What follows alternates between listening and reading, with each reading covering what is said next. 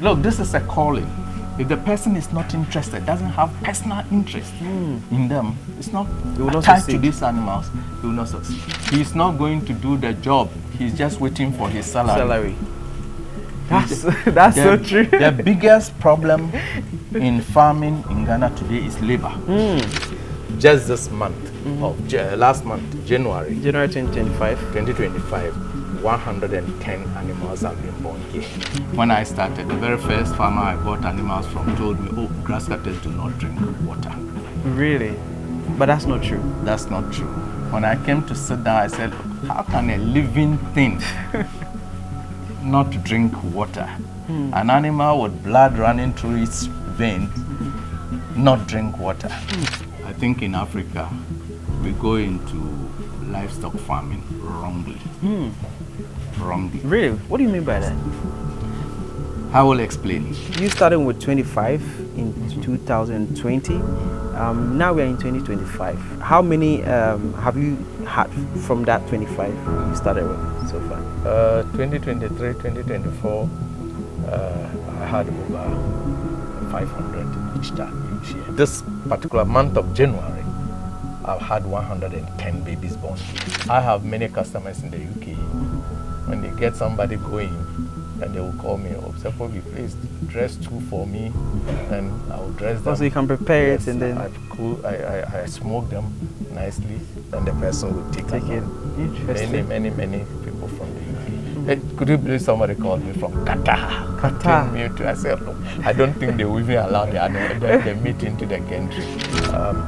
In Africa, we want to do something. We just get somebody and put him on the farm, take care of him. Even though he's not qualified. He's not qualified. He doesn't have any idea about what he's doing.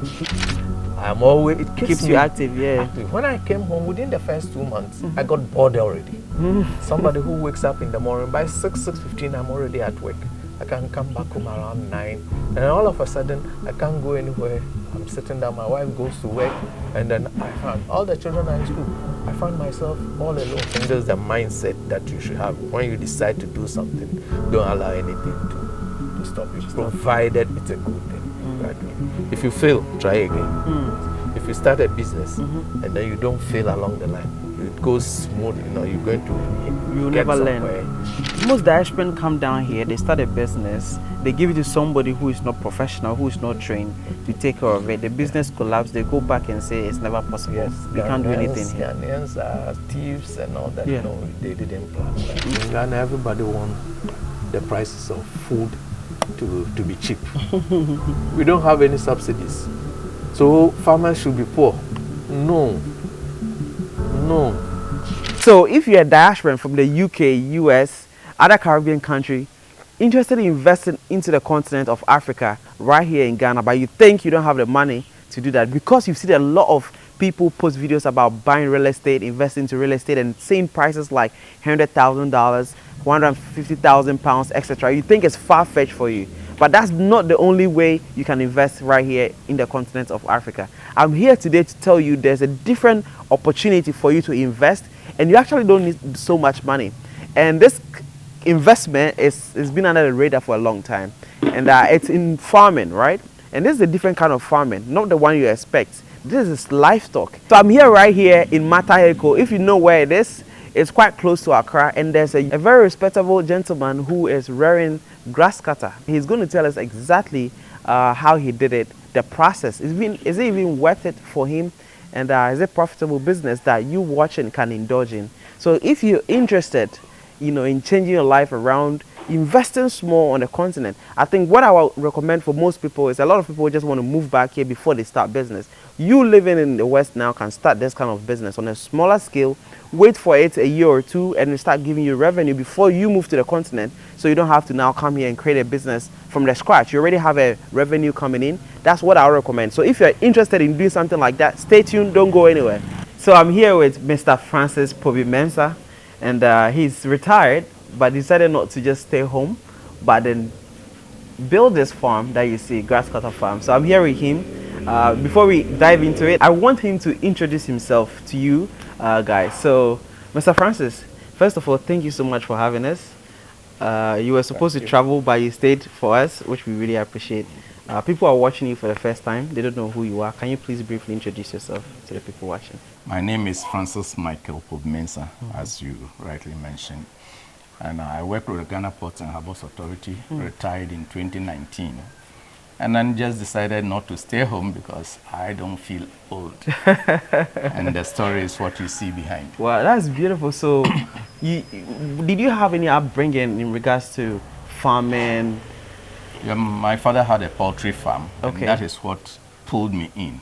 I was interested in farming right from the onset. I see. I see. Now let's talk to us about the beginning of it. I mean, 2019, you retired. How did you even start? How was even the beginning for you? Well, a lot of things were going through my mind. I thought of doing poultry, just like my dad did initially. But in between time, when I was young, I used to go hunting. We killed grasscutters and all that. I know they are interesting animals, and people like them a lot. So I was thinking about marketability, poultry. Everybody is doing poultry, so let me do something different, which was grasscutter farming. It was until I started that I saw that there were so many other people into it already, but people were doing it the wrong way. So what education can do it to you is to make you think. So I started thinking of how to improve the farming aspect, because when I started, the very first farmer I bought animals from told me, oh, grasscutters do not drink water. Really? But that's not true. That's not true. When I came to sit down, I said, how can a living thing not drink water?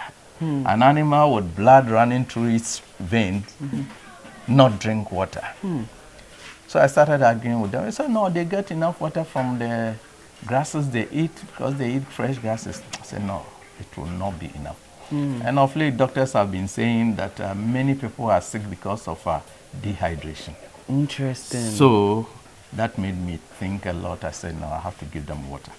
And then today, those who told me that they don't drink water have come to learn my nipple system, and they have introduced them in their farms. I like that. I started with these bowls.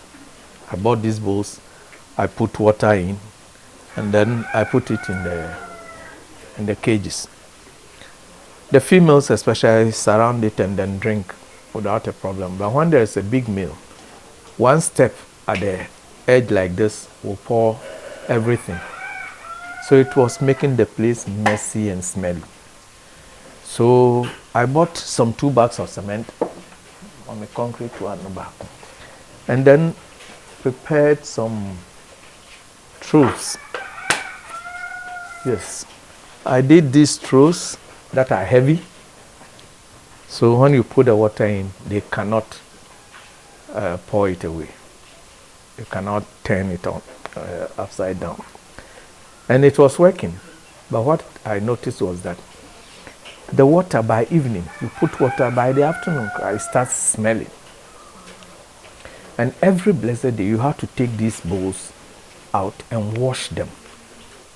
You come and see me with about 200 bowls here, with pallet here, sitting down, washing each and every one of them, rinsing it, and then putting them on the pallets. When it's dry, I put water in. Right in front of you, you put it there, you turn, you hear chow. They pour it off. Those that stay to start smelling. So every blessed day, it was more of about 2-3 hours work a day giving them water in these troughs. I said, okay, I understand why people say they don't drink water. It's too much of work and they wouldn't like to do it. And if you look the dirty water, the smelly water in it, they would drink and fall ill. So one day I was sitting here and then I had an idea. I said, why don't I give them the nipples and try? Because I see these animals being smarter than rabbits. And if rabbits are able to drink water from the nipples, then obviously these ones too can drink.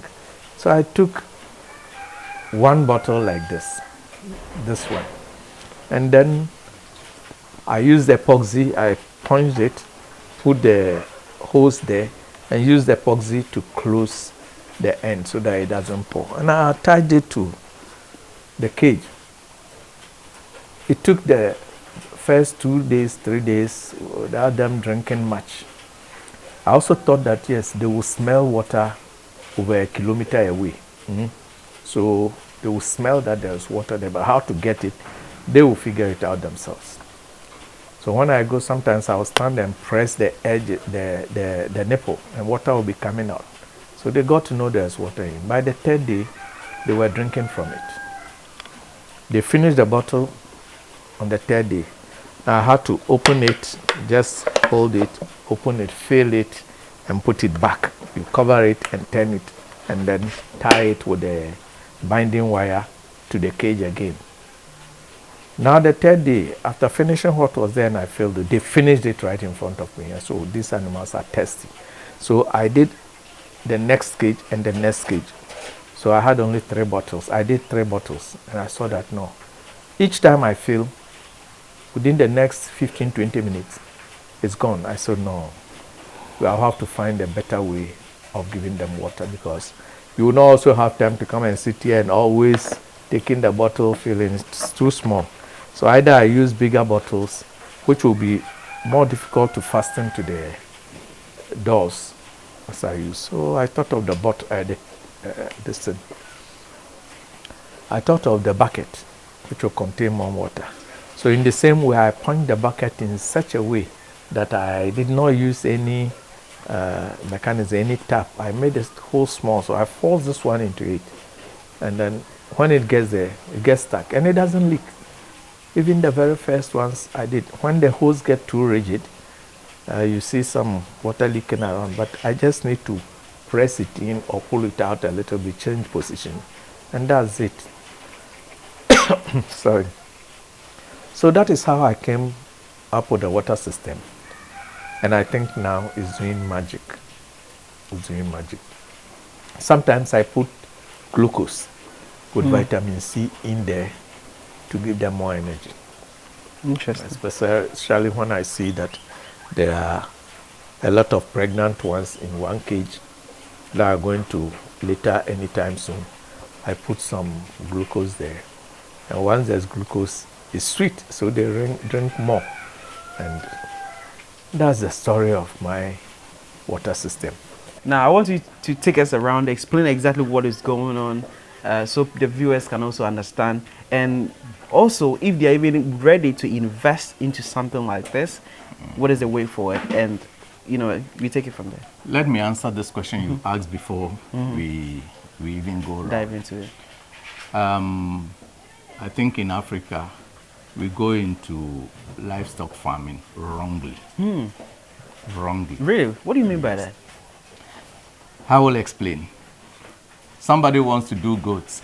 He goes to buy 2 she goats, 1 he goat, bring them and tie them on the compound. When they peel cassava or plantain, they throw the peels to them. The day there is nothing, they are there. If they are able to get some corn chaff, they throw it to them. And when the animals are used to the compound, they just release them, so they will be roaming about, damaging people's items, bringing a lot of confusion to the house. And then they keep growing, people get used to them, and then we don't feed the animals the way we should. Interesting. That is wrong. Now, animals that we cannot just live like that, like grasscutter farming, many of the farmers I've seen, including myself, we started wrongly. We bought the animals and then started roaming to look for grasses, food to feed them. That is, I think, wrong. And we didn't have any knowledge. Somebody tells you, oh, this is how to do it, and then you also take it, and then, but we need to delve into it seriously. If you want to go into grasscutter farming today, I will say emphatically, if you want to invest your money in grasscutter farming or any livestock business, what you have to do first is to look for land. Land. I see. To plant your own grasses. Today there are so many improved variety of grasses around, like the Jankao, Super Napier, Napier, improved varieties, Bracharia, and so on and so forth. Now, if you plant your own grasses, then it will save you the trouble of spending all your money on feed. Going around looking for fuel go around looking for. Sometimes I leave here to go to Asuchari, Dodua, just go and get, somebody will harvest his corn, and then we go and get the corn sticks. If the person doesn't decide not to harvest the day we go, how would they eat? If you can see today, I do not have much. It's finished. Somebody is supposed to bring me some this morning. The person has not come, so I have to wait till he comes before I feed them. But if I had my own farm, where I go and get the grasses to feed them, in there. By now I would have fed them. Interesting. So if you want to go into animal husbandry, do it the right way. Find what they will eat before you even get the animals. Get the needed training, the knowledge, the know-how. And please, those in the diaspora, you decide to have a farm. So you look for land, and then you start, look for somebody who will take care of the farm. Look, this is a calling. If the person is not interested, doesn't have personal interest in them, it's not attached to these animals, he will not succeed. Interesting. Somebody who just believes that I have to give them food and go and sit down. No. You need to get close to them. You need to understand them. They should understand you. These animals they choose their friends. Really? Oh yes, you don't choose them. Some of them they're like humans? Want you, yes. Oh, wow. Some of them wouldn't want you to touch them. Some of them, once you go, they come to the gate. So you have to understand and see you need to train them right from the beginning when they are very young, and then they accept you. That's it. They are friends. They will never try to bite you or anything of the sort. Interesting. So the passion has to be there. The love for it has to be there. Don't just pick people. Oh, I need somebody to work. Oh, I can do it, because he needs a job. He's not going to do the job. He's just waiting for his salary. That's so true. The biggest problem in farming in Ghana today is labor. Oh yes. It's not about the money. Money, yes, the banks are not giving loans for such purposes, but labor. People will struggle, make a capital to start with. But I cannot do this work all alone. I need labor. So if you don't have hands to help you, how are you going to scale up? There's no way you can succeed. I like that. Thank you so much for that advice. And I think the audience would appreciate it. Interesting. So what do we see behind us? I mean, elaborate. A Grasscutter farm, as you've seen, I started on a very small scale. When I came home in 2019, I started making preparations. So the first thing was to put on the pen, which was quite expensive. Then I built a metal cage, one metal cage, which is now damaged. It's outside. The place was not even complete, so I put it outside there with a few animals. I started with 4 females, 2 males. 4 females, 2 males. Okay. Then I got 6 females, 4 males. In all, I had about 5 colonies, which is about 25 animals or thereabout. In 2019. That was in 2020. 2020. I actually started, got my first animals in August 2020. Okay. Yeah. Then the first animal that was born in this cage, when I bought them, one of them was pregnant. So that was the animal that delivered first in this end. Yeah. On the 26th of September 2020. And the 27th is my birthday. So it was my birthday gift. Interesting. That animal, I have 2 of them here. There were 3. 2 of them are still here. So this animal here. Oh wow, that's the first one born here. Yeah, the first one born here. It's 4 years old, and then we are very good friends. Let's see. I want to bring it up for you to see. That's amazing. Wow. You have to move to the side. Yeah. 4 years old and still counting. It's very big. Very. Yeah. I've named it Grandpa. Grandpa. Because it has fathered most of the young ones here. I see. Yeah. What is their lifespan? Yeah, the books say 14 years. 14 years. Okay. I cannot confirm that. Okay. So I'm using this as an experiment. So far, 4 years, and it is still very strong. It can cross and all that. So you know that, yes, it is very likely it gets to that age. If it doesn't fall sick or anything, So I feed it well. I make sure that it is in good shape. Let's see. It's doing well. Now, after that, I think there was, in the whole of 2021, there were about 3 or 4 bets. But it was in 2022 that the success story started. Yes. 2022, I had over 400 animals. 400? Yes. Coming from 25? Yes. Interesting. How did that happen? So they all so started I giving kept birth? all the females that were born, and then I raised them to maturity, and I crossed all of them. So by and by, my target was to get 100 females. That is 100 mothers. And when I hit that target in 2022, now all these animals giving birth, of course, lack of experience. Some of them were crossed but was not successful. A whole lot of things. But with time, we have really improved. That's what I would say. Just this month, last month, January 2025, 110 animals have been born here. Wow. 110 in 1 month. Interesting. Yep.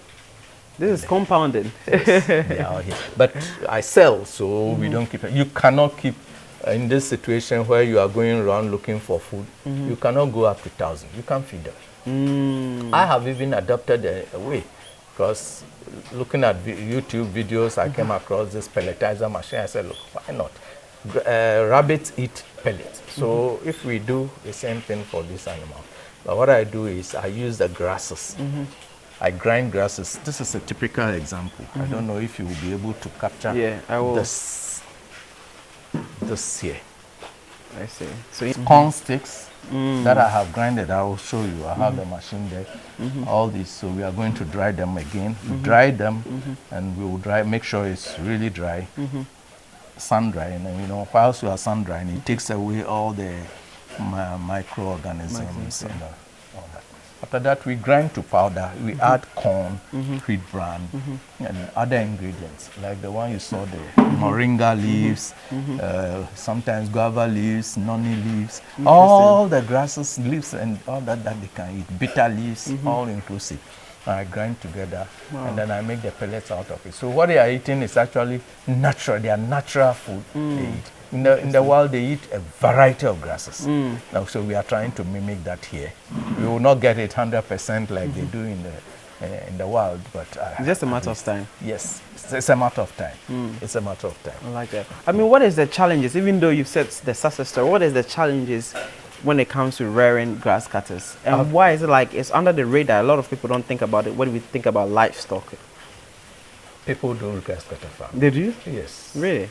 A lot of people, but not on large scales because of the intensity of the job. It is labor intensive. It is capital intensive. It is labor intensive. It is capital intensive. For example, this cage. It will not take you anything less than 12,000 to build this cage. Just one? No, the 3. The 3, okay. Yes. The very last one I built is this one. And I think the materials were up to roughly 11,000. Interesting. The materials alone. I built it myself. Oh, yourself? Okay. Yes, because now when you call the carpenters, they argue with you. You tell them to do this, they will say, no, it's not done like that. It's not done like that. If you check this one, I built it together with a carpenter. Now, it's damaged after a few years, since 2020, but it's not damaged. And I have found a better way of doing it. If you look at this one, the mesh, for example, is up here. And that's what every normal carpenter will do for you. But I have seen that that is not the best way. So me, at the time of building this cage, I decided to change it. This one is down. Here, hey. But this one, I put it under the wood. I changed the position of it. Now, people look at the video, they make a mistake. They say, oh, I've seen your video, I've built my cages. By the time you check, they've done the wrong thing. So those cages are not going to last. If you come and then we teach you how to build the cages with all the techniques that are in, and you will be able to build resilient. I tell you, this cage could last for over 10 years. That one you build Yes. yourself. And even this one, some of them, there are challenges. Mm-hmm. The animals are very strong, very, very strong. So they can easily destroy it. Yeah, their teeth is so strong that anything they hold. Yeah, I observed that this cage had a lot of mistakes. The mesh we used killed a lot of my pups when they were born in here. How did that happen? Because the holes are too big, the young ones, day old, will try to put their heads through. They get don't know stuck. anything, they get stuck. So when they get stuck, by the time you come, they are dead. They are very strong, but their internal organs are very weak. So once they do not have that freedom, then they succumb to anything. So this cage is virtually gone because of the way we built it. So looking at it, with that experience, while I was building other cages, I tried to change it. And now, let's go forward a bit. I think I have gotten an ideal way of building the cages. For example, here, if you watch, instead of the mesh being here, it is down. Below. So that when they urinate, their feces will drop down straight. You understand? And it makes them more comfortable. They are nice. So it's not like they're not stepping in it. That's better. And look at it. And I bet if you look at this, I have put metal strips, that is flat bars, to protect the wood everywhere. So they don't chew it. So they don't chew it. Otherwise, they will chew that. Come back here, we see what they've done to this type of wood. Look at that. Oh wow, they've chewed the whole It's thing. a grass cutter that pushed this out, damaged this whole thing. Came here because there was a female here and there was a male here.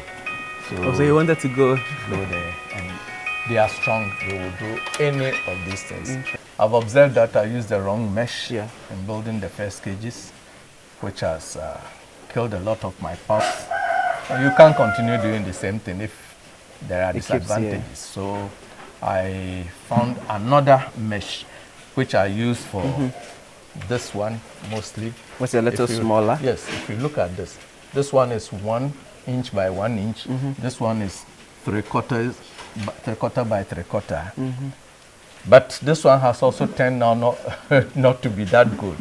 So finally, I'm using another one here, which is 1 by half, 1 inch by half inch. Okay.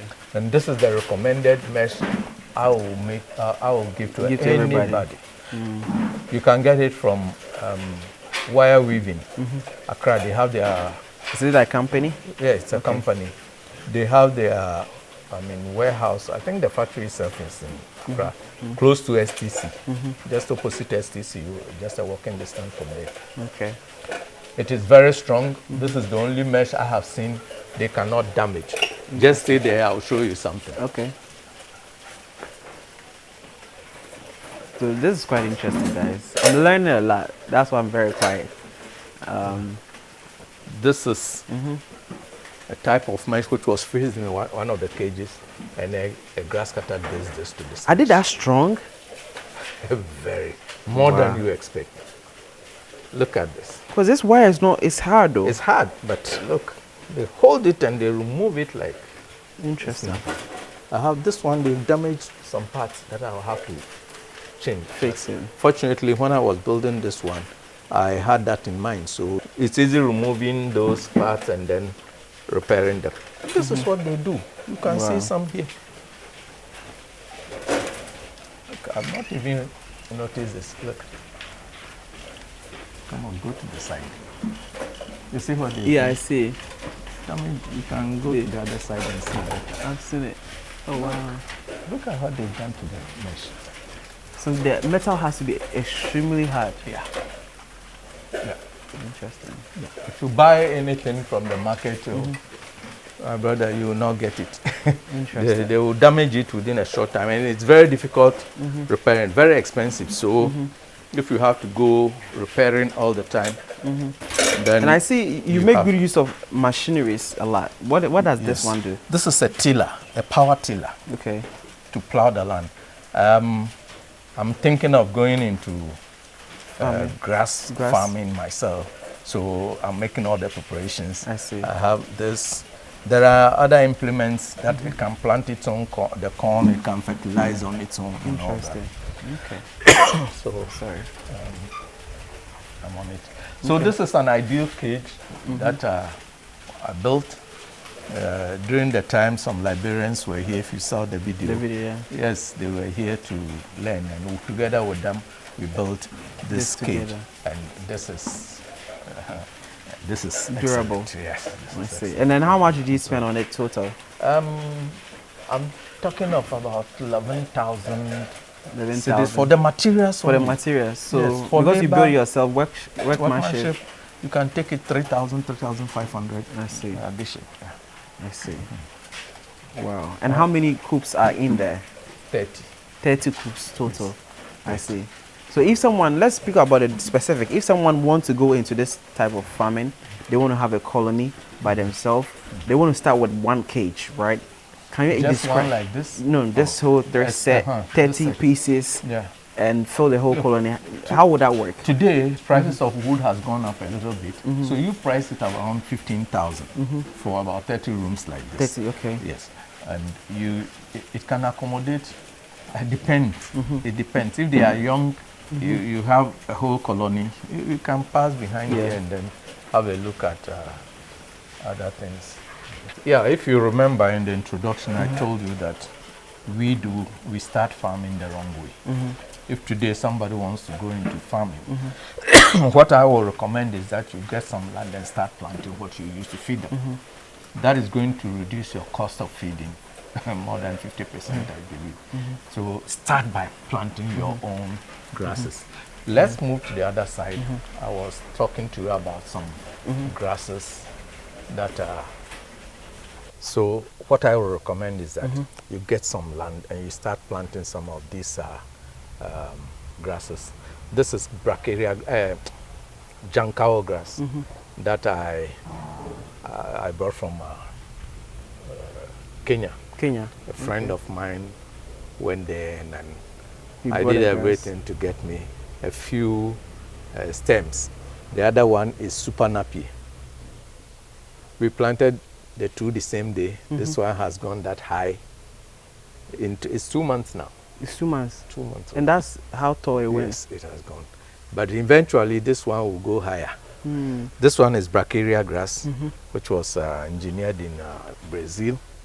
It's also very high in nutrients. They were engineered? Yes, I mean laboratory went, it's not that they have created new grass, but they changed the genes a little bit, just like cloning and all that type of. I don't know exactly what they do, but the nutritional value is higher than the normal Guinea grasses and all that, exactly. that we see here.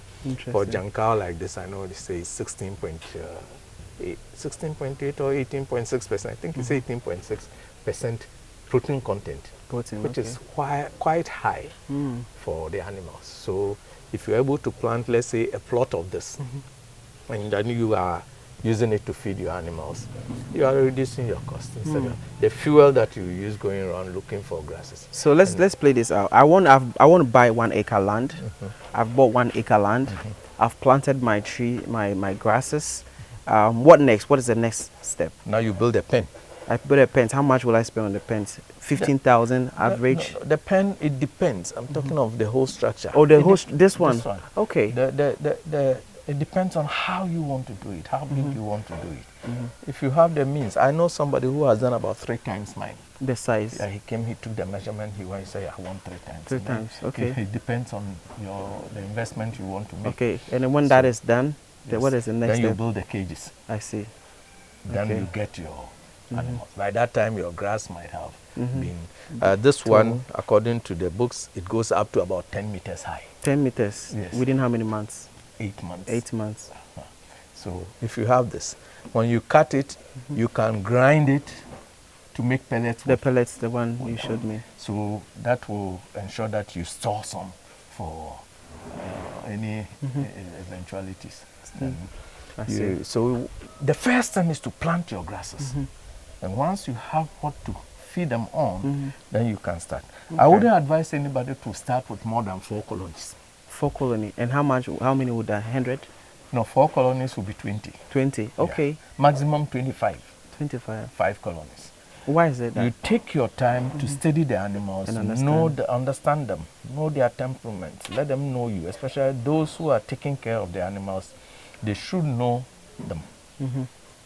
They should know those who are taking care of the animals. They should accept them so that feeding. Otherwise, there are pens that you enter. There are certain farms, once the gate is open, everybody starts running hectare.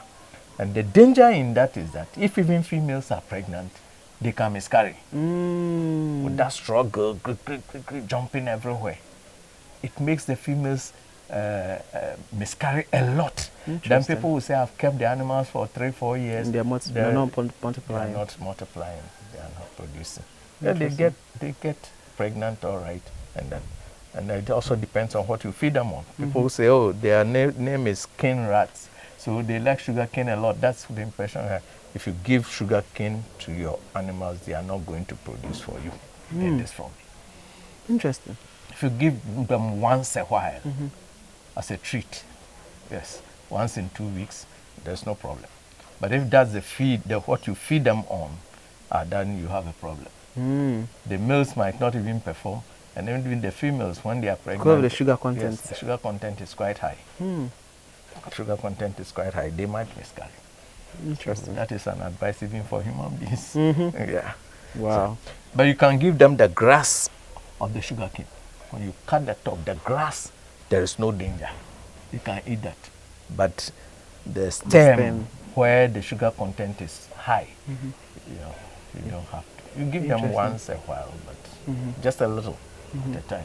So let's go back a bit. How much did you invest in the beginning, 2019, getting your 25 colony, putting up your cube, I mean, just because we want to be able to give a step-by-step guide to these people watching, so they can actually I think start. at the time, the colony was about 750 cedis per colony of 5, 3 females, 2 males. It grew slowly to 1,000. 1,000 is still there for now. The colony is 1,500 for the 3 months old.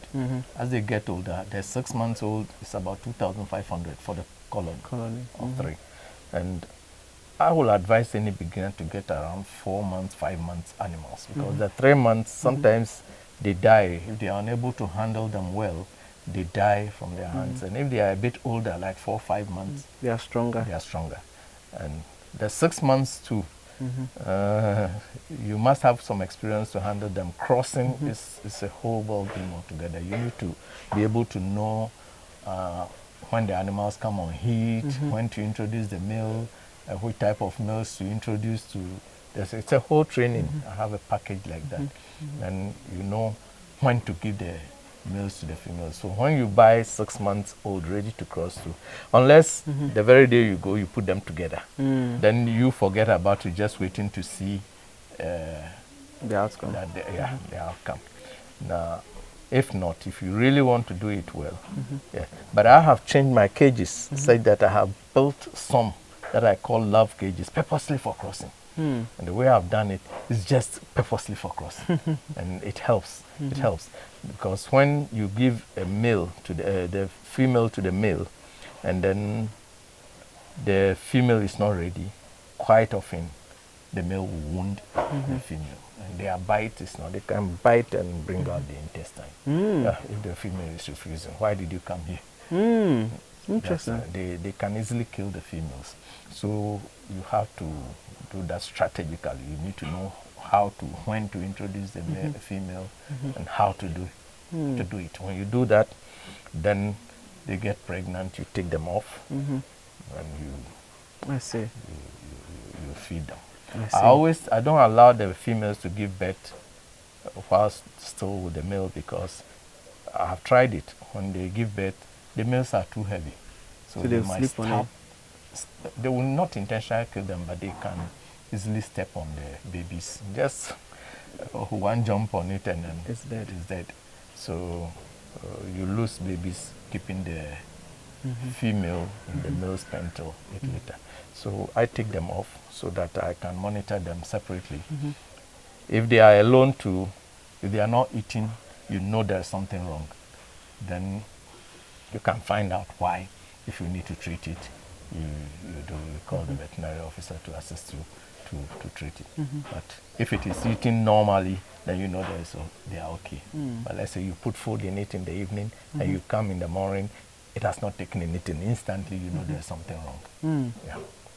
Their gestation period is so long, 5 months. 5 months. Look at pig, that big animal. The gestation period is 3 months, 3 weeks, 3 days. But grass cutter, 5 months, 150 to 150 days. Then it litters. And they can litter up to 10, sometimes more. At a go? At a go. Interesting. I have one that has littered 8 just recently. Interesting. 9, I have 9 and all that. So you started with 25 in 2020. Now we are in 2025. How many years now? What? 5 years? 4. 4 years. How many have you had from that 25 you started with so far? I've not put that together, but 2023, 2024, I had over 500 each year. Each year? Yeah, I will show you the statistics. I will not disclose everything, but at least 500 this year. I've told you this particular month of January, I've had 110 babies born here. They are all there. So they can imagine it. Yes. I see. It's not that every month you're going to get 100. Because it fluctuates. Yes, I had about, in the month of August, July, August, I crossed about 25 animals in July, about 23 or so in August. They are the ones giving birth now. So I've had about 26 animals giving birth in the month of January. But February, it could be about 15. So the number will reduce. December, I think I had about 85 babies born. November. So at least every month, if you're able to hit 50 and above that is okay. Well, with about 150 females, yes, mothers. Thinking about a business, because I want to give the opportunity, I mean, I want to encourage the diaspora to invest, right? How much do you think would be enough for someone to at least have a small start like you started back in the days? Yeah, this is very difficult to tell. It depends on the area. If you have to, let's say, bring electricity to the site, you have to bring water, all these at cost. So you can't tell precisely. Otherwise, if I commit myself in saying something and the person spends more, you say, oh, he lied to us. Like in my first video, I made mention that the colony of Grasscutter was 1,000 cities. Yeah, now it has Today, increased. it has gone to 1,500. People call me and they say, but you said in your video that it was 1,000. And he's buying today in 2025 to expecting that he should pay 1,000. He has forgotten that the price of we will make it clear that the amount it keeps changing. It keeps changing depending on if you hear an example today and then you implement it today, it's the same. But in 10 months, 2 years later, don't expect the price to be the same. But I want to encourage more people to invest, not necessarily because when we speak about investment in Africa, a lot of people are thinking about real estate, spending $100,000 building houses and selling it. But not everybody in the diaspora have $100,000 saved. But you know, if you are very good and then you learn the craft of farming, and then you can probably do it and scale it up, it can be profitable. Would you say? I'll say that. I'll say that. But you also have to think of your marketing strategies. Marketing strategy. Depending on what you want to do. Look, it will be good if you are doing grass cutter farming. People will want to eat grass cutter when it's already prepared in soup. No matter where they are, they will drive all the way to come and then buy grass cutter meat to eat. When they go to restaurants, the first meat they are, do you have grass cutter? Especially during the weekends. These small pubs that we have around, young men go there, everybody wants grass cutter meat. So if you are able to attach a small restaurant, creating business for your wife or your daughter or some cousin to run, and then you slaughter your own animals to feed that one you have no problem. You wouldn't need anybody to come and buy. You are not even sell to people. Because you are feeding the kitchen. Yes, that one you get your money 100%. But if you are depending on people to come and buy, yes, not many Ghanaians will go and buy a full grass cutter, 800,000 cedis, and bring home for consumption. But when it's in the soup, if even a piece is 100 cedis, they will go and buy. They'll pay for it. Yes, they will go and buy. Interesting. So, but nevertheless, people buy. I have many customers in the UK. When they get somebody going, then they will call me, oh, Sepobi, please dress 2 for me, and I will dress them. Also, you can prepare Yes, it and then I smoke them nicely, then the person will take along. it. Interesting. Many people from the UK. Hey, could you believe somebody called me from Qatar? Qatar. I said, look, I don't think they will even allow the meat into the country. Yeah. But hey, very interesting. What have been the challenges so far over just 4 years after your retirement, starting Grasscutter farm? What has been your challenges? I've told you, first and foremost, I will always mention is labor. Labor. Second is the feeding, especially during this dry season. We have very difficult times finding fresh grasses for them. Now, we are competing with other people, the cattle people and all that, those who have ranches and then do not also have farms. Like the corn sticks, the dams that come in Kuma built here. There are people who are taking advantage to plant corn around it. When they harvest fresh, the roasted corn we buy on the roadside. Now we go to buy the sticks. Now they do not give it to us for free. The call I had, they were telling me that the farmer says he's selling 1 line for 30 cedis. I will need about 10 to fill the motor tricycle. About 10 lines to fill the tricycle, and 1 is 30 cedis. That's like you're spending 300 cedis. 300 cedis plus labor. Plus labor. Plus Fuel. transportation. You see, so it gets to about But if you had your own farm, it's just different. And I'm going to use that for 2 days. I'll use that for 2 days. If I had my own farm, I might save, yes, you use labor and all that, but I might save about 300 cedis out of it. Interesting. So if you want to start the way we started, then be in for it. You are going to have challenges and all that. And if you do not have the know-how, see, in Africa, we want to do something, we just get somebody and put him on the farm, take care of it. Even though he's not qualified. He's not qualified. He doesn't have any idea about what he's doing. And we think we are farming. In Europe or elsewhere in the Western world, if you are holding your PhD and then you are employed in an organization, they will give you training. So why don't we train the people we want to take care of our farms? So before I start, I should probably bring someone here to learn. Yes, who is 1 going year to take care of that. How did you find the interest in wanting to learn how to take care of the grass cutters? I like farming. My mother used to rear goats, duck, and guinea fowl. So I learned from my mother. And when I came the first time I came here and Daddy was doing it, the way the animals were eating, they would hold the food, eating, I said, wow, it's interesting. So I began to fall in love with the animals. Sometimes I will come and say, I will hold them and say, oh, if you don't take them, they will bite you and that kind of thing. You say, oh, no, I love them. So I normally do like this. If they are coming, then I will move my hand like this. So you were petting them? Yes. Later on, I know that they know, they smell. They smell. So when I come, I'll open it again. So that's the small. Daddy say, oh, don't put your hand to my, so don't worry, I will try small, because they are interesting animals. The way they will come, have you seen the way when we open the door? They'll be coming out and see and smell. They want food.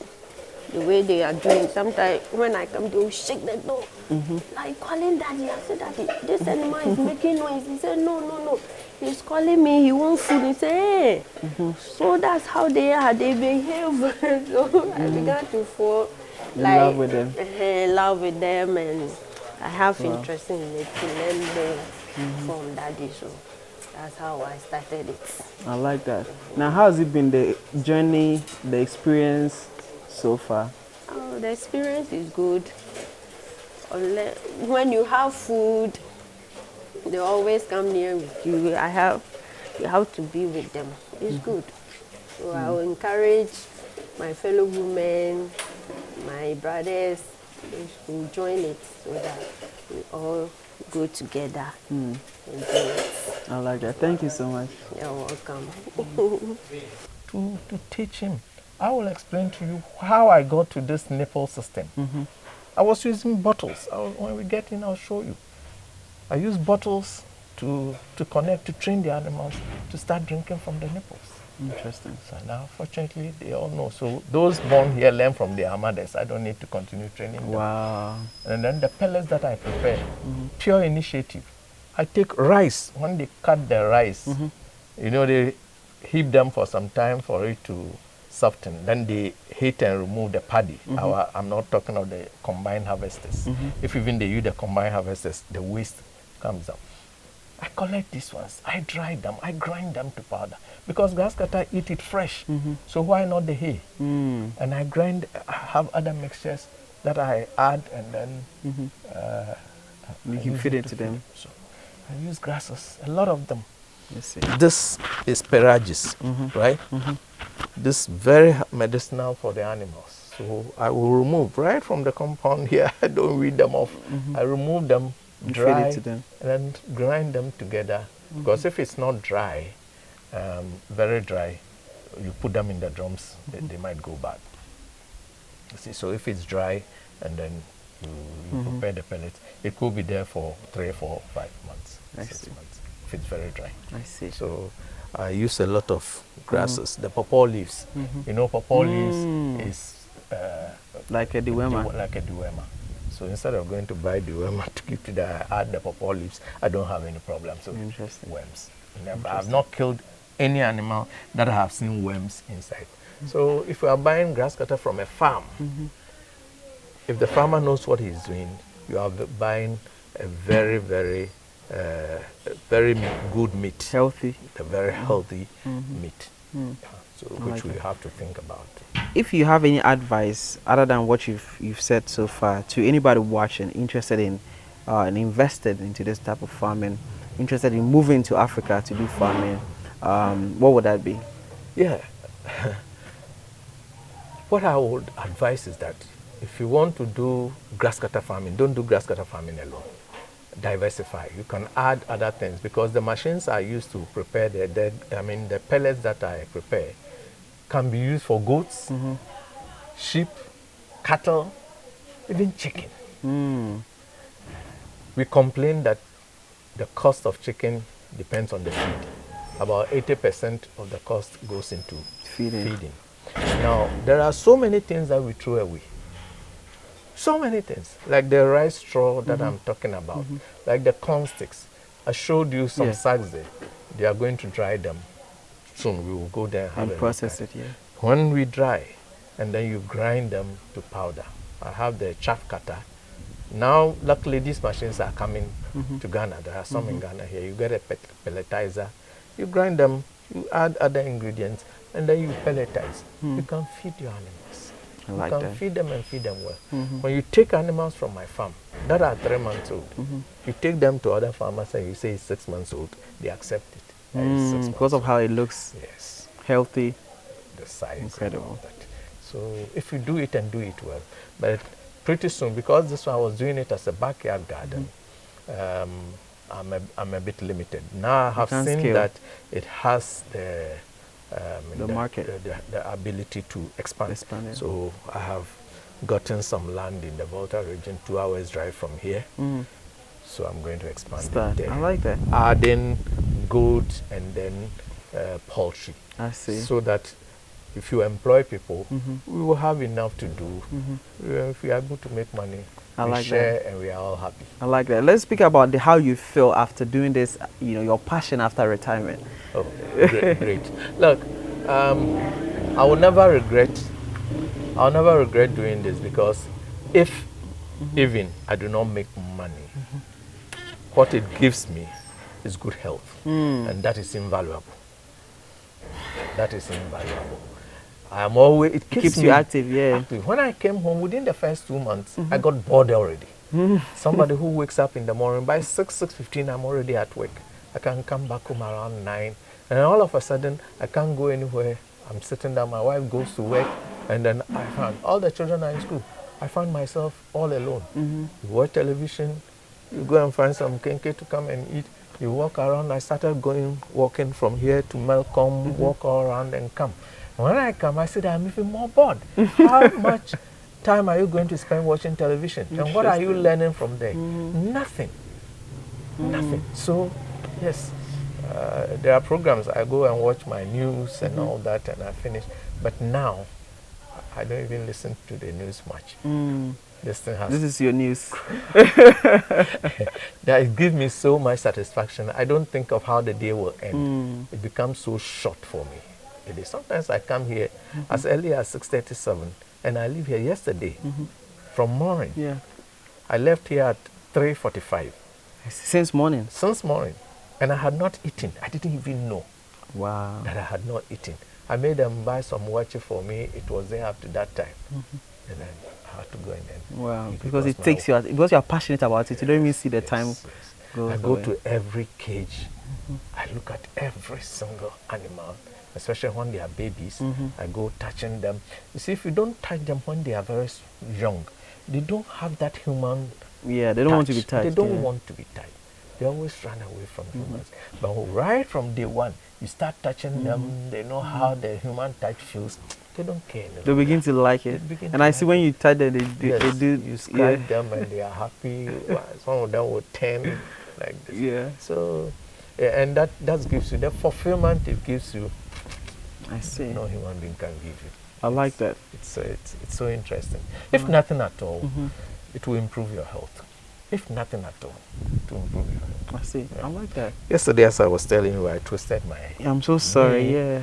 But hey, I don't. You're up and. This is not here forever. It will go. Amen. I won't mind it at all. Tomorrow, God willing, I'll go to the hospital to check if there is any damage. Then I'll let the doctors do their part, and I come and continue. But I will not let these things stop me from what I want to do. Yeah. I think there's the mindset that you should have. When you decide to do something, don't allow anything to stop you, provided it's a good thing you are doing. If you fail, try again. If you start a business and then you don't fail along the line, it goes smooth, you're going to you'll never learn. You're going to get somewhere you can't continue. And most diasporans come down here, they start a business, they give it to somebody who is not professional, who is not trained to take care of it. The business collapses, they go back and say it's never possible. Yes, we can't do anything here. Ghanaians are thieves and all that. Yeah. No, they didn't plan well. They did not plan well. They did not give the necessary training to the people who are taking care of. It's like you take, let's say, a shop's attendant, and put him in the seat of a doctor to do How his can work. he perform? He cannot.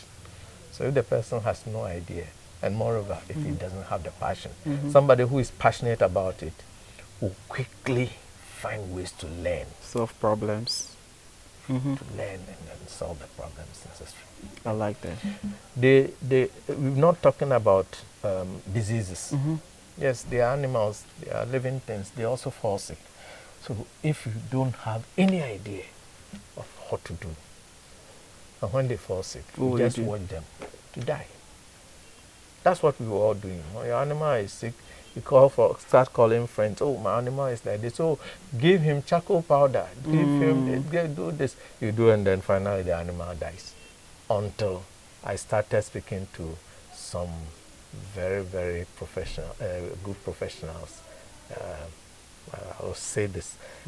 One Dr. J of Noguchi Memorial. The University of Ghana came to buy some animals from me here. And then through that, I came in contact with.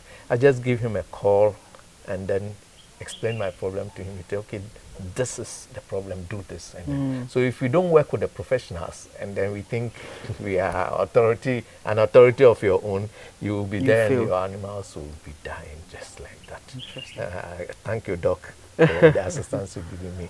And then he also introduced me to one veterinary officer so that when he's not there, he will help me. And I think they are doing very, very well. I like that. Thank you for sharing all this knowledge. Yeah, you were asking me how many are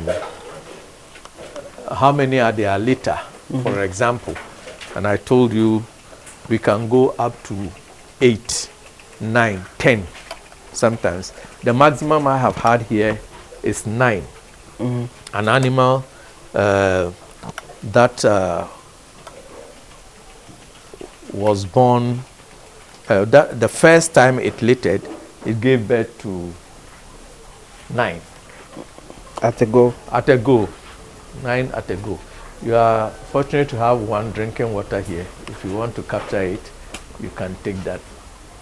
So this answers the questions people ask me, how do they drink the water? Yeah. They take it directly from the water, the system. The bucket is up. There is no pumping machine. There is no need. Atmospheric pressure. It brings it down. And with the nipple system, once they touch the nipple, the water springs out. And then they drink. They've all learned to drink it. All those that were born here have learned to drink from it. Even those old ones, they learned a long time ago. So some of them have mastered it so much that when they drink, nothing drops. Some of them too, you see a lot of water will be pouring, falling aside, but it doesn't really matter. If you'd have to refill it. Wow, that's incredible. Oh, it can be here for 15 minutes. Oh, really? Oh, a long time. Wow. Okay, let's move on. Oh yeah, if you want it to stop before, it can be here for 10-15 minutes. Interesting. Drinking water.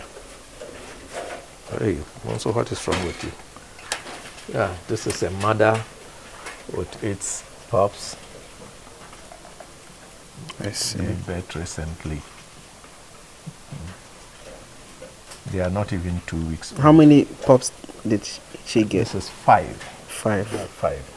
At this age, they are becoming wise. So, if not, when they are very young, once you they'll fall off. They'll run and come and Oh, fall. wow. And if it hits the head on the ground, that's She it. probably.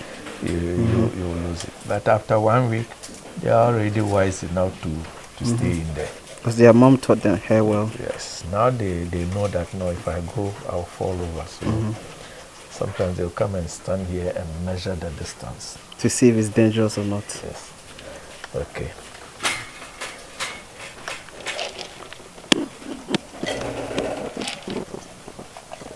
Now look at how They enter into it. Yes, they are fighting the mud over it.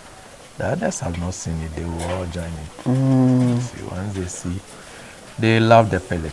And if you have watched these animals, they don't eat on the ground. They pick the food and then they hold it and eat. From their hands? Yes, they don't eat from the ground. Just watch them. Once it picks, the mother will pick. And Oh, I see it. when they take it, they come out and then they hold it. I see it. I see it. Oh, wow. They always hold. Mostly lefties. They take it with their left. See? This is incredible. As for the pellet, they just love it. Let me show you these animals and then I'll let the farm manager continue with you. Okay. Yeah. These animals were born 8. You see? 1, 2, 3, 4, 5, 6, 7, 8. This one, their mother is not here, so I added a young one that will keep them comfortable. And they are doing good. They are doing good. Interesting. Why did you choose metal here and the other one? I built the other one. What happened was that I was having some extra metals there. Now that one was rusty. What I realized was that I did not cover the top. I put a metal sheet there, and with their urine, it rusted The whole quickly. thing. It rusted quickly. So I could not throw these metals away. So I said I will build another one and try to cover it. So I have done this one. So this one would last longer than the other one I did, the first one I did that I did not cover. So if you look at this, I'll put the millennium, and then the plain roofing sheets, just to protect it, prevent the urine from dripping on the metal. However, it is not an excellent solution. Yeah. I will not build any metal cages again. This is the latest pups I have. 3 days today, the animal gave birth. Oh wow! You see, gave birth to. Oh, they are very tiny in the beginning, huh? Oh yes, that's why I say the mesh, the 1 by 1 is too big. Look at them. Difference in color. This is ash. This is. Why is it like that? Well, this animal, the father, the male that crossed it, has some blood in it. I mean, one of the parents was ash, so it is likely. Yeah. Interesting. This one, it's first time. Haven't given birth. No, second time. Second time. Give birth to 5. And the first one, how many times? The first one to 5. To 5. Yes. I see. 5. 2 females, 3 males, 2 females, 3 males. Oh wow, that's consistent. Yeah, that's consistent. Okay, incredible. Why am I alone doing it? The farm manager is here, so I'll hand you over to her to continue the rounds with you. Awesome, thank you so much. Hold them by their tail. Okay.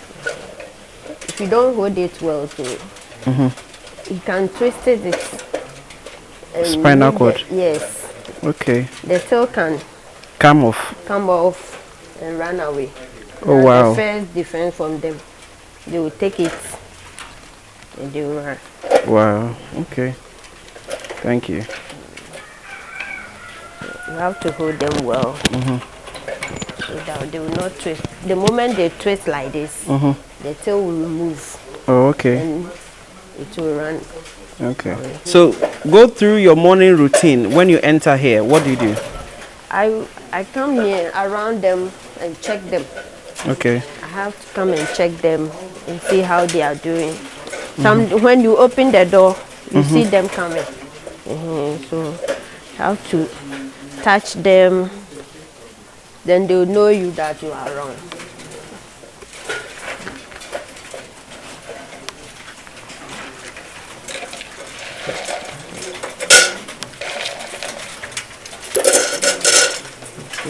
Don't be fighting.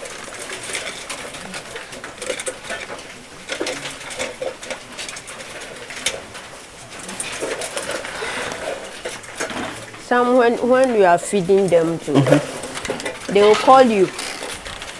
How do you know when they are calling you? They will hold the door, Okay. hold it like this, shaking it that they want food. The moment you put the food inside, then they finish with you. Wow. You see, when I open the door, they all come out.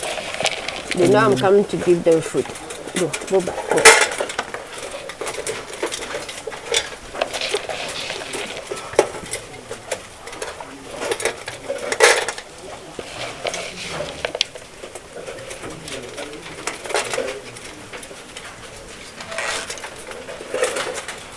I have one here. He's my friend. She's my friend. I always play with her. Really? When you touch her like this, she will sleep. Like when you are playing with it, you see her. You are using her. Yeah. You see her putting her head down like this, so that you scratch it for her. And she has given birth to 7. 7. Yeah, 7. 5 females, 2 males. Wow. Okay. This one is male. Wow. How do you know it's male? The organ. Their organ. This one is separate from the anus. Okay. You see. This is the penis. And the female, their one is closer to their anus. It's like,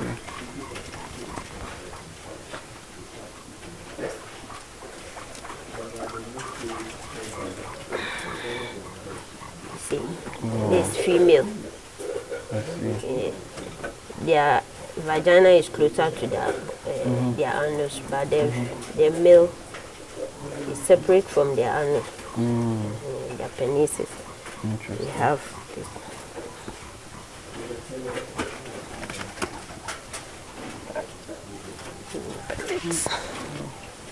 I see they are huge. It's like this one is very big. Yeah, this one is male. The best way to go into animal rearing in general is to plant your own feed. I talked about this particular grass, which is called brachiaria grass. I think Sementia Farms is selling the seeds. So if you like, you can buy some and then plant. It is very rich in nutrients. So if you're able to use that for even your pellets, I cut them, grind them, and then add it to other grasses to prepare the pellet. It makes the pellet quite rich, and it's showing in the animals. If my animals are about 3 months old, you see the difference with other farms. This is called Jankao grass. Just go to social media and YouTube and read about Jankao grass. It is doing magic. It is changing the story of livestock keeping in Kenya. It is just fantastic. So I decided to try it, and then I imported this from Kenya. I had just a few stems, and then I planted it, and they are all growing successfully. I planted this and this one here, which is napier grass, super napier, sorry. The one straight ahead is super napier, and I planted them the same day. The super napier has even gone higher than the old one that was there, which is napier grass. It's doing very well, and I believe, I mean, with what I've read online, the Jankao grass can go up to about 10 meters. So eventually, this will overtake this. But this is really impressive. 2 months old, and that's how high it has gone. So if you are able to plant, let's say, about a full plot of this grass, if you want me to get closer, because of the waste we put here, yeah, the place is quite stuffy, and then it keeps the place fresh. I'm going to plant some all over here, so I've put the grasscutter waste to fertilize, making it rich, like mulching, and it is making the place very rich too. So within a short time, yeah. So this is the super napier grass. This is napier grass that I used to have already. I planted just one. Look at the number of stems that one has given. This is out of one stem. One. And you can continually harvest this for about 20, 25 years. 25 years? Yes. So if you have a plot and then you harvest, you just clean inside in between, and then it keeps growing.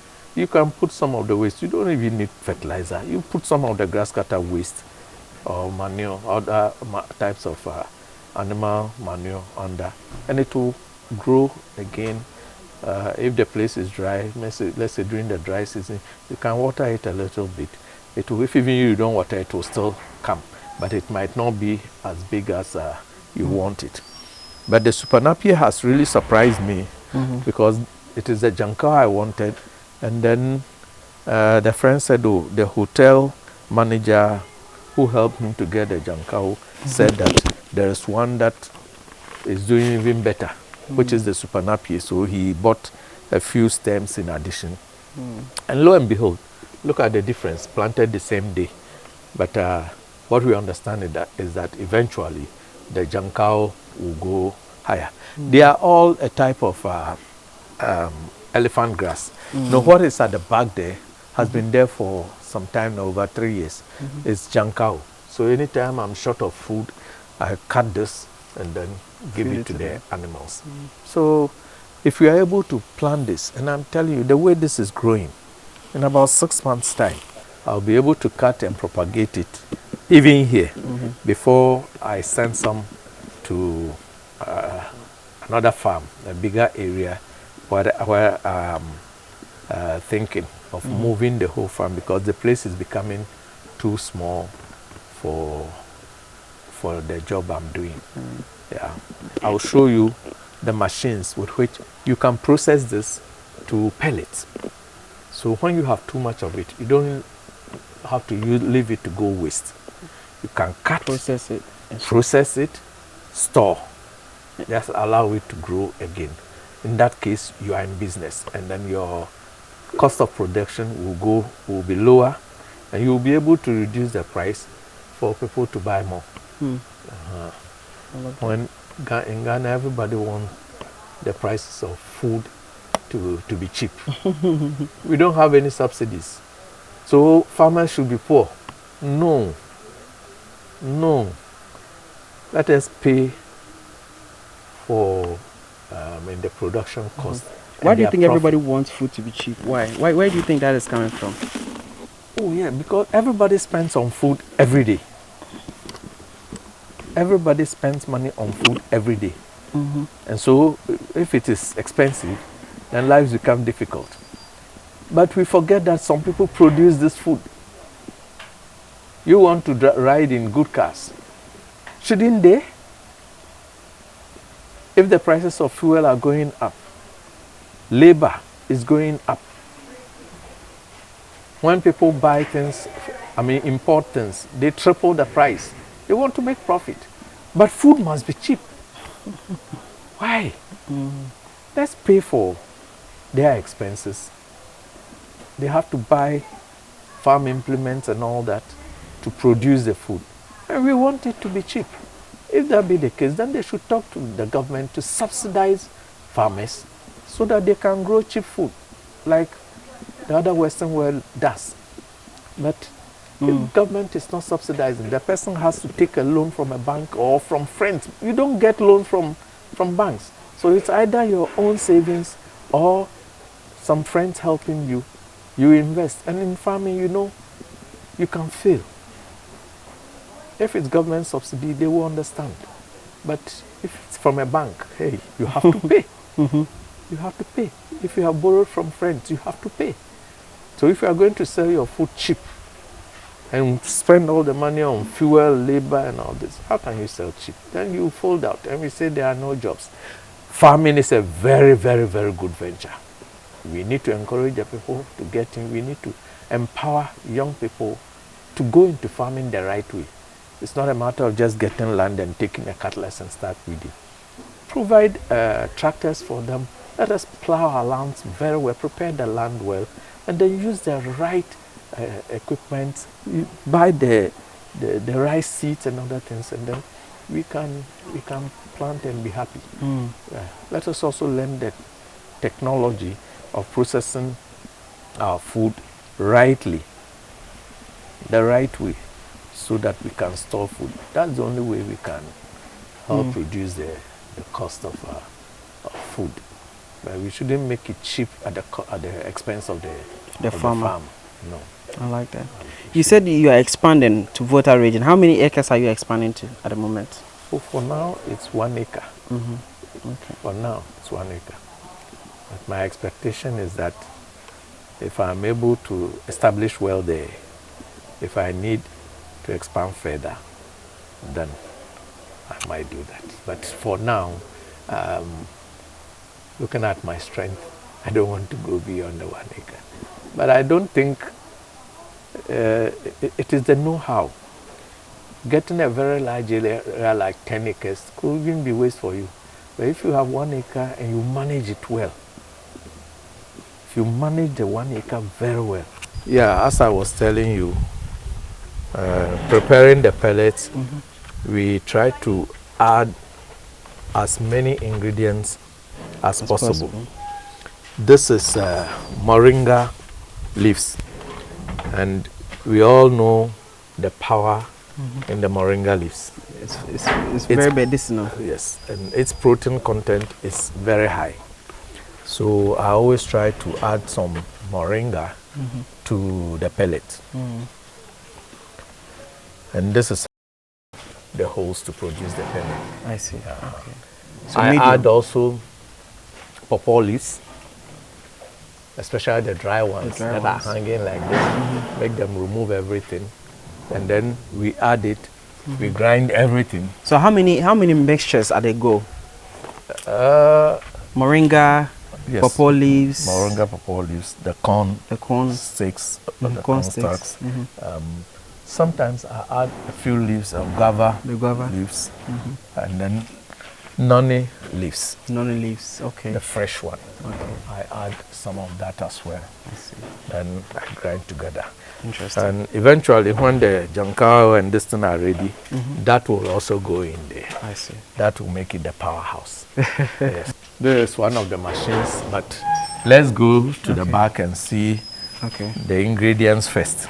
Okay. I think when you go there, you understand it better. Okay. How we process it. Sure. I like how you build this yourself, right? Yeah. The rock. This, so that I do not paint. I regret not using it for the whole house. Yeah. Okay, but it will also look a bit weird. Yeah. It doesn't look too nice. It'll be check. The whole house will check. Oh wow, that's a lot. So we use the same machine to grind it to this level. The first one we saw, the first machine we saw. The first machine we saw. I will demonstrate to you. Okay. So with this, when this is dry, now the machine has meshes of different sizes. So I'll choose the appropriate mesh, fix it in the machine. Then it will grind it, break it down, make it powdery. Then we will use it, mix the wheat bran and then the corn and all that to prepare it. Okay. So this one by evening, not even by, it's almost dry, but I want it to be crispy. We're going to demonstrate to you how it is going to be the next stage. Okay. So that's it. You need also a means of transport. So I got the pickup, that's what I was using. But I see that there are certain places that the pickup cannot go. Really? In the bushes, yes. In the bushes, the roads are narrow. So how then do you get there? I use the tricycle. That's why I had to buy the tricycle as well. Interesting. So, and of course, that reduces the cost of transportation a bit. Because it uses less fuel. Yes, it uses less fuel. But of course, that one too, I wouldn't like to ride that, so you have to also employ somebody to do that, so it still takes it off. This is the chaff cutter. Chaff cutter. Yes. We will demonstrate to you how it works. Okay. My plug you. Okay. You can come and capture this.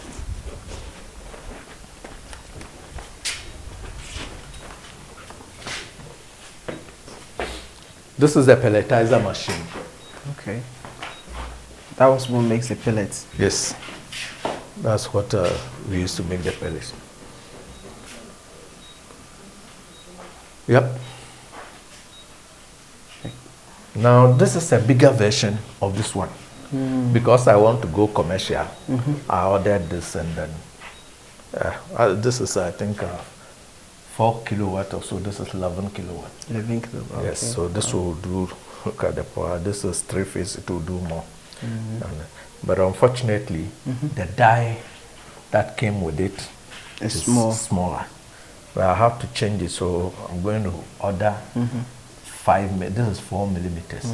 Now I need 5 millimeters.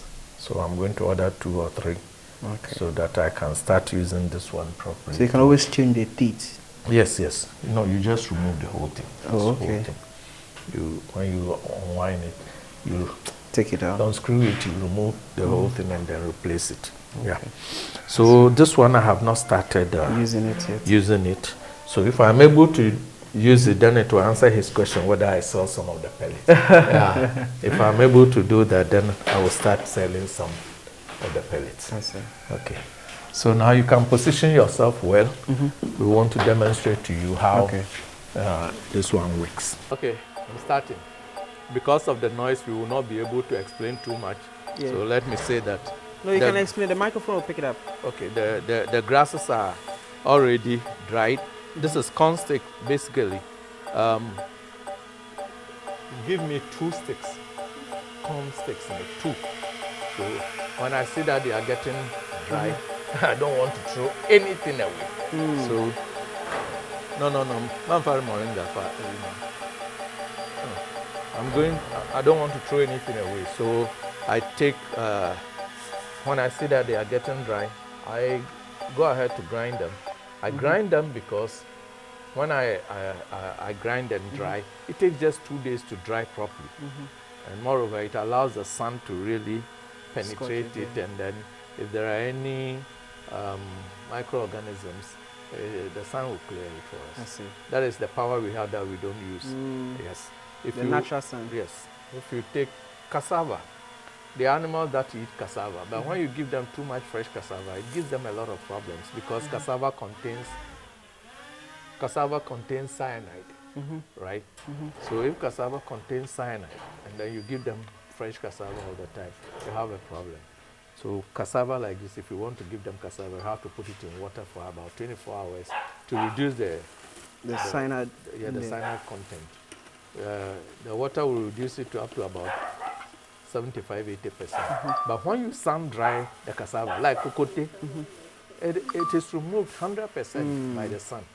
So interesting. In all this, I add, how do you call it, coconte to my pellets. So it makes the pellet very. So they are experiencing something new. No, it's all together. I mean, like does it taste different when you make something different like coconte to? No. The taste is almost the same. Now let it go back a bit. I will first of all grind the fresh cassava sticks for you to see how it is. Okay. And then, okay.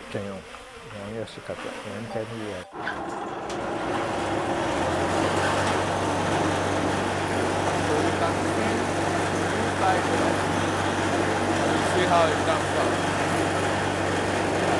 Are you ready?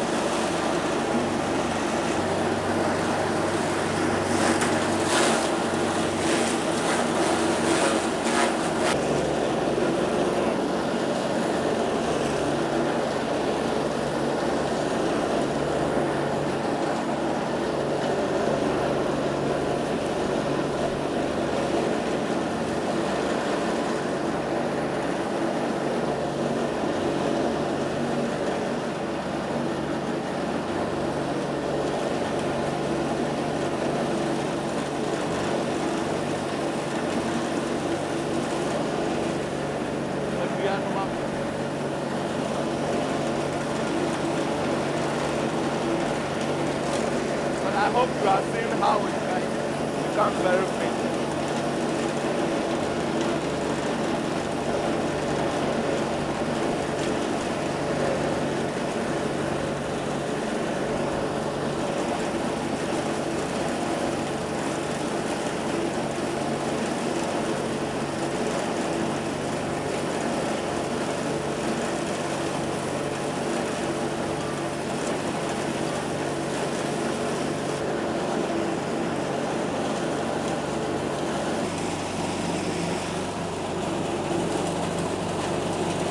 So with this, you can see that we have turned something that we would have thrown away into very, very useful food. You see, something that we would have thrown away, we have now transformed it to something very useful. We will mix this with other ingredients like wheat bran the corn, even the cups are all grinded into it, so it produces more. Interesting. And when you add other nutrients to it, then it becomes very rich food for the animals. I see. I think every farmer, every livestock farmer should have this machine or a similar one. There are other ones, the one with the conveyor belt, but that only cuts. And I think there's another one that cuts and then do the hammer milling at the same time. So it grinds to this level where you can use it for your animal feed. This one, you can give it to pigs, you can give it to cow, they will eat it. I mean, goats, sheep, they will eat it. Because it's powdery, it's not too good. You have to just wet it a little bit. There are so many things. You can use banana, the trunk of the banana. And then mash it. The leaves and mash it. When it's dry? No, because that one contains a lot of water. It doesn't dry fresh. You dry, if you want to dry, you first mash it and then dry it. You can add other ingredients and use it to feed chicken. It's very good for chicken. So we need to be innovative to reduce the cost of our to start using the technologies. Feed production. These things are available to help us. So if you are a poultry farmer and you will just go and buy feed and come and feed your animals, you are making somebody rich. You're working for somebody. We can make use of these things to reduce the cost. If you are using Koji's mash, instead of using 5 bags, take 1 bag. Get some of these things, add it to it. I'm telling you, you get, when you add the moringa and then the pawpaw leaves, you will get something like that, and then you will have reduced your cost. Interesting. Reduce your cost. So that is it. So now you have this, so you have to mix it with something else before. Wheat bran. I'm not going to do the pellets today because it's just a demonstration to you. But I will add the moringa. I will add the pawpaw leaves. I'll add wheat bran. I will add cassava powder. And so many other things. And that's it. And coconut oil. Coconut oil? Yes. Why coconut oil? Without oil, it cannot pass through the machine. But coconut oil is natural, and then this, I don't believe in the GMO stuff. The GM stuff. Interesting. Yes, but the coconut oil makes it smell very good, and the animals like it. That is natural, so I use coconut oil. I like that. Yeah. Impressive. I just, one thing I observed, you like using the machines. It helps you become more productive. Interesting. I like that. Thank you so much. I think it's an eye-opening conversation. And you said something in the beginning, before we even turn on the camera, that it's been worth it. You have no regret. I don't have any regrets at all. If nothing at all, for my health. Having a good health is not a guarantee for long life. They are two different things. But at least you have a quality of life. You can sleep well and wake up well. You are able to move around, do things for yourself. It's far better than being idle in a wheelchair. People will have to do things for you. But when you have your legs and you can move around, that's all. Send a final message to the people watching. Yeah. For all of you watching us, this is PM Farms, and we are happy to share our experience with you. And I would like to say that those who want to enter into farming in general, if you wish to speak to me, we can talk. I'll share my experience with you and then help you, direct you to start your farm the right way. If I move to the new farm that I'm talking about, I hope you will have the opportunity to meet and then talk once again. There I'm going to prepare a place especially for these machines to be like areas that I will dry my grasses. I will not need to put rubber, and then I'll prepare an area. Now with the experience, I know that this is what I will have to do. So I'll prepare all those areas ready for use, so that anytime, rain or shine, if I want to do something of the sort, I'll not look at the weather before. Because right now, if the sun is not shining, I cannot do it, but I want to. And there are even machines that I'm trying to get the dryer. If I'm able to get dryer, I can wait 24/7. So I'm trying to get a dryer and a few more machines, and that will a mixer, a dryer and a mixer. These are 2 machines. If I get it, will enhance my work. That's when I can go into mass production. To import exports. Not import export. People who are trying to buy from me, farmers around, other farmers who want to sell them. Many people have requested that I sell some of the pellets to them, but honestly speaking, the labor aspect of it is so high that and I do not even have the space to dry them as I want to. So if I prepare myself and get to that place, I'll be able to do as much as I can. That's where I can go commercial. I like that. Your story is very inspiring, believe it or not. And I know people watching would pick some few things out of it. And I know people will be blowing up your phone later on. Are you open to, partnership? There's a lot of investors out there who, since you mentioned you want to go in, bigger industry, are you open to anything like that if someone is out there and they are willing to reach out to you? We need to create jobs for our youth. We need to create jobs for our youth. So if somebody is ready to partner with where we can expand and then get more people involved in this, be able to create job for the youth, be able to create wealth to pay them, why not? I'm ready for that. Yes. I'm not only thinking of the profit aspect, but also to share the knowledge, the impact it will have on people. Speaking about the youth, why do you think it's, the Ghanaian youth here often look at farming as something for the poor. Why should I become a farmer? I don't want to be poor. I want to live in the, I want to work in the office with my suit and tie. Why do you think the youth have this kind of resentment when it comes to the topic of farming? Well, they will be the best people to answer this question. But I will advise that they rethink their decision, because how many white-collar jobs can we create around? Do they even have the knowledge to do what it's over there? They are not prepared for that, and there is something else that you can do. The most important thing is to do it and do it well, and then make the profit to be able to fund the family and then take care. Honestly, it's a bit of a pity today when our youth are only thinking about money, not the work. But they forget that it's work that will bring money. Yeah.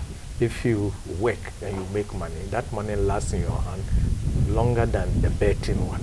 You go doing betting, most of them are in betting.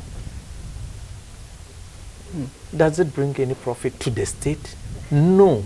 If even you win, a lot of your profit will go to foreign companies. They're the creators of the app. They will take more. They are certain somewhere just making a lot of money. Look at Uber. Uber has more money than Ghana. Just somebody creating an app has more money than the whole of Ghana. Where we pride ourselves with having bauxite, gold, diamond, but a small app. You see.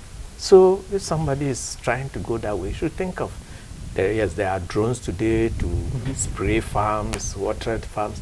Let's improve it. Let's just make it cheaper and available so that the youth can also come in and not create their own offices. If it's an office you want to sit in, create your own office. On the farm. And get your own swivel chair, very good chair, conditioned. And then you are sitting in your farm, controlling your own affairs. I'm telling you, there is nothing.